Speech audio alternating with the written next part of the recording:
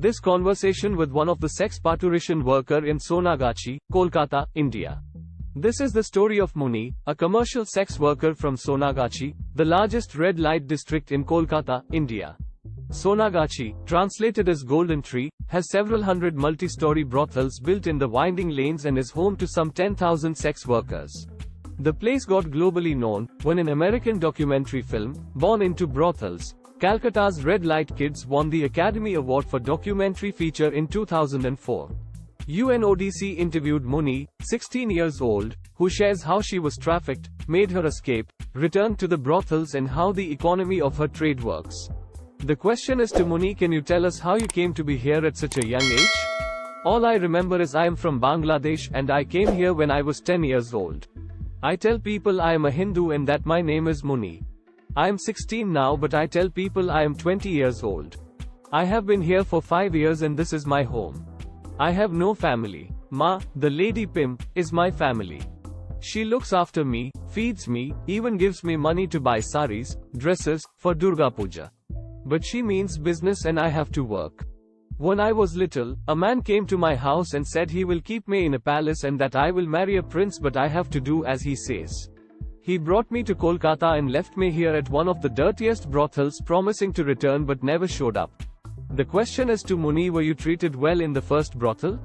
The brothel was owned by a fat woman and we called her Auntie in Bengali. First she bathed and fed me. I was given a bed to sleep and clean clothes. I felt happy to be among kind people. Then on the third day she put makeup on my face and made me stand along with the 20 other girls, for the men to pick their choice. At first I did not understand what was happening and thought we would be selected to go to a new home. When I understood what was happening, I tried to escape. I was caught, locked in a dark room for a week and beaten with a thick wooden stick. They made sure not to hit on my face, chest, thigh and stomach as customers would not choose me. One night Auntie was drunk and sleeping and her brother was in another brothel. I ran away as fast as I could. I saw a policeman on the road and told him my story. He promised to help me. He and his 3 friends raped me. I returned to Sonagachi and found a new auntie. The question is to Muni, how many and what kind of clients visit in a day and how does the parturition business work? In this brothel there are 20 to 24 girls and 10 rooms. Not all girls work for auntie. Some come here to chit-chat as business is very slow these days. Some work on their own and have rented rooms in Sonagachi for hours. 5,000 a month. Before 2 years, in total, we would get around 15 customers a day. In peak time I would get 3 to 4 customers a day. My earlier rates were hours. 1,000 to 1,500 an hour. Some of the high category girls would earlier charge hours. 6,000 to 6,500. Now we work on the fixed rate system for all for 500 rupees per client for 1 hour. 50% of the money earned from each customer goes to auntie. The customer has to separately pay 25% extra to her as service charge. Mainly college boys, lawyers, married men, some gurus, foreigners, restaurant owners and taxi drivers come. At times the police raid the brothels, but auntie slips them some money and offers her best girls to them. The business resumes again. Since business is slow these days, we parade the streets from 11 AM onwards. Competition is high, as almost every day, dalals, traffickers, get 5 to 10 girls as young as 7 years old. The brothels are filling up and we are forced to move elsewhere in search of business.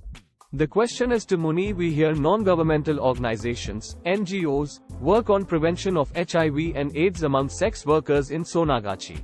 Are you aware of this? There are many NGOs here in Sonagachi.